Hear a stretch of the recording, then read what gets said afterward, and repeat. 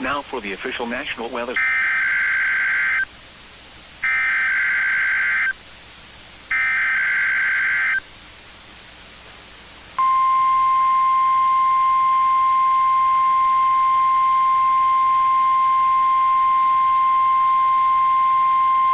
This is a test of NOAA Weather Radio's warning alarm systems. The attention signals you just heard will automatically activate special receivers to warn of the impending hazard. This test is conducted each Wednesday between 11 a.m. and noon, but may be postponed if there is a threat of severe weather. In that case, the test will be held on the first available good weather day. Reception of this broadcast and the warning alarm feature will normally vary with distance from the transmitter.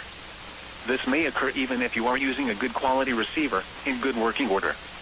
We now return to normal broadcasting. Thank you.